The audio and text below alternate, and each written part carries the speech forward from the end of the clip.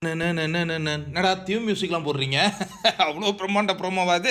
சரி, அதில் ஒரு சில விஷயங்கள் இருக்குது. கமருதனுடைய நண்பர் என்ன சொல்கிறாருடா, டேய் என்னடா இது கேமரா இருக்கிறதே மறந்துட்டியா? கொஞ்சம் அத்துமறி போகிற மாதிரி இருக்குடா.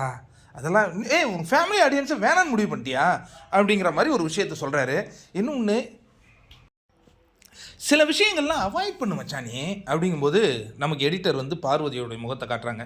அடுத்தது, டே அரோராவுடைய கேம் உனக்கு தெரியுமா? அவன் மற்றவங்கள வச்சு தாண்டா விளையாடிக்கிட்டே இருப்பா. உங்ககிட்ட வந்து ரொம்ப கைண்டாக பேசுவா. நீ அதுக்கு மயங்கினின்னு வச்சுக்கேன், உன்னை அவள் அடுத்து பிளேட்டை மாற்றி போட்டு உன் கதையவே முடிப்பா. அவள் கேம் பிளேனே உனக்கு தெரியாத, அவள் உங்ககிட்ட எப்போதும் உனக்கு நான் ஸ்வீட் ஸ்வீட் ஸ்வீட்னு உனக்கு பாய்சன் ஏற்றிக்கிட்டு இருக்காடா. இது உனக்கு தெரியுதா தெரியலையா அப்படிங்கிற மாதிரி ஒரு விஷயத்தை கோடிட்டு காட்டுறாரு. என்னடா சொல்கிற?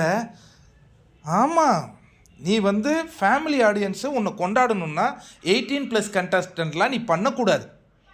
என்னடா நைட் ஆனால் இப்படி பண்ணுறீங்க, இது ஒரு ஷோ இல்லையா அப்படிங்கிற மாதிரி சொல்ல சொல்ல கமருதீனுடைய மனம் வந்து உடையுதுங்க. அதுக்கப்புறம் அவங்க அக்கா கூப்பிட்றாங்க, தம்பி இங்கே வா, நீ உள்ளே என்ன பண்ணிகிட்ருக்கிறங்கிற விளக்கத்தெல்லாம் நான் இங்கே கேட்க முடியாது. எதுவாக இருந்தாலும் வெளில வந்து நான் பேசிக்கிறேன். நீ இங்கே லவ் கண்டென்ட் பண்ணுறியோ இல்லை உண்மையாலே லவ் பண்ணுறியோ இல்லை அது நடிக்கிறியோ எனக்கே அது ஒன்றும் புரியல. இத்தனைக்கும் நீ எனக்கு தம்பி தான், பட் என்னால் அது கண்டுபிடிக்க முடியல. நான் வெளில வந்து கேட்டுக்கிறேன். ஆனால் வெளியில் வரும்போது தலை நிமிர்ந்து வரணும்டா. நீ செஞ்ச செயலால் தலை குனிய வச்சிடாத. பிக் பாஸ்குள்ளே இவ்வளோ நாள் இருந்தோங்கிறது முக்கியம் இல்லை, இவ்வளோ எந்த நாள் இருந்தாலும் என்ன இம்பேக்ட் ஏற்படுத்தியிருக்கிறோம், மக்கள்கிட்ட போய் எப்படி சேர்ந்துருக்குறோம், அது முக்கியம்டா கமருதீன். தலை குனியா மாதிரி பண்ணிடாதரா அப்படின்னு அட்வைஸ் பண்ணுறாங்க. இதற்கு பிறகு என்ன நடக்கும்னா, இண்டிவிஜுவலாக எல்லாருமே விளையாடுவாங்க அப்படின்னு தான் நீங்கள் எதிர்பார்க்குறீங்க. அப்படின்னு தானே எதிர்பார்க்குறீங்க. அமித்தினுடைய மனைவி வந்து யார்கிட்ட பேசக்கூடாதுனாரு, பாருக்கிட்டையும் சாண்ட்ரா கூடயும் பேசக்கூடாதுனாரு. அவங்க வெளில போன உடனே அமித் அவங்க 2 பேர்கிட்ட தான் பேசிக்கிட்டு இருந்தார்.